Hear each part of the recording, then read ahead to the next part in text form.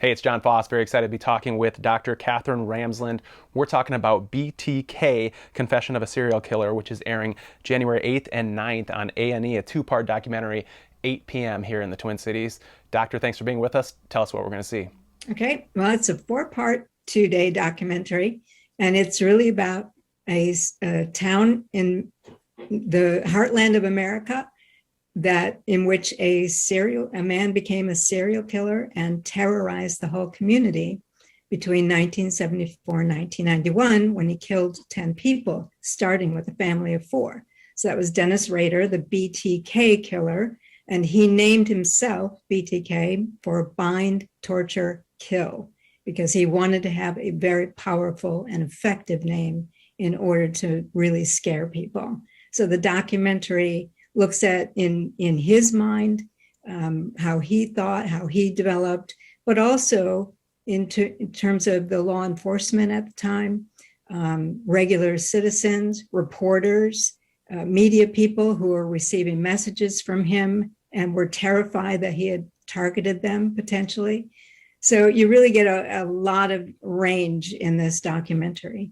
The thing in this situation that everybody finds so unbelievable is that Dennis Rader, the person we're talking about here, the BTK killer, is that number one, he seemed like a normal person. He had a family. He was involved with his family and the family life. And then also, I think in this situation, you were actually able to talk to him throughout in order to write a book for him and then also to make this documentary. So what was it like talking and having a relationship with somebody like this? And how could somebody that seems so normal be this type of person that we later find out living a double life? Yeah, I worked with him for 5 years to write a book that the documentary is partially based on.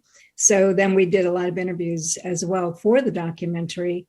I've come to know him pretty well. I've known him for over 10 years now. And the curious thing I think most people are really wondering about is how a person who seems so ordinary and normal, a family man, a church leader, a Boy Scout leader, who held a regular job, how he can balance these moral polarities of being a good person and a bad person, as he puts it, at the same time.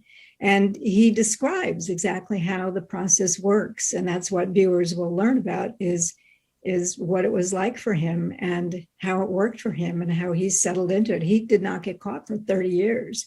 So for 3 decades, he was living with this dark side of himself while he presented a completely normal person to people all around him, including the children he raised and the wife he was married to. You mentioned that you've been having a relationship with Dennis Rader as far as conversations go for the last 5 years. And so you would know the answer to this probably better than anybody. He claims he's a good person. Is he a good person? And how could somebody that's done this be considered a good person? Well, I think a person who kills people, and especially for the motives he had, who then goes on to describe himself as a good person who did some bad things, is kidding himself. It's a blind spot for him that he cannot come to terms with the fact that he really identifies with being a serial killer. He really found that to be the most exciting part of his life. And he's not acknowledging that. There's no real remorse for that. He likes to think he was, for most of the time, he was a good family man and he was a good neighbor and a good employee. And so that somehow in his mind balances out against anything else he did without really recognizing the weight of murder. And what he and all the families he destroyed, because it's not just the victims, but everyone who knew them, who survived, and still have to live with the pain. He also hurt his own family and damaged all his relationships. So, he's not a good person who did some bad things. He's a person who wanted to be a serial killer, set out to be one, was not helpless against some compulsive force. He wasn't mentally ill. He just wanted to do this. That's not a good person. Is Dennis Rader sorry for what he did, or is he proud? And if he was free today, would he continue living the lifestyle that he was leading? It depends on what day you ask him, because he has different moods regarding this. He's certainly sorry that he doesn't see his family anymore and he can't eat the foods he wants to eat. He's not free. He's sorry about that. but that's not the same as having remorse about the victims, which he does really not express very often.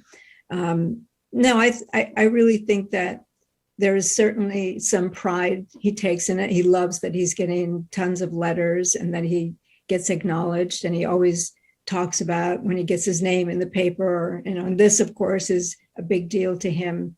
So, but it depends on when you talk to him, because different days, different moods. What is he up to today? What's his life like now? What is he up to? He's in prison. He's not in general population. He has his own cell. He's not doing well. His health has declined, so he doesn't really even get out to get much exercise. We'll see what happens with him, but he keeps busy watching old movies and writing letters to people and playing chess games with people. That's how we started. We played a couple of games of chess that lasted for years. And he's busy. He really is busy all the time. Can you beat him in chess? Oh, it wasn't really. Whenever it looked like I might, he always pulled the game and said I had made the wrong move somewhere along the line. So I was really looking at behavior. I didn't care if I won or lost. It was more, how does he react to things? How does he plan his strategies? What does he do when he's in a corner? And, and he also said to me when we first started, now don't cheat, which I thought was interesting for a serial killer to say. That, absolutely. So I'm immoral if I cheat. All right. Well, Doctor, thanks so much for being with us. Twin Cities, make sure you check it out. It is BTK, Confessions of a Serial Killer. It's airing January 8th and 9th at 8 p.m. on A&E. Thank you. Thank you for having me.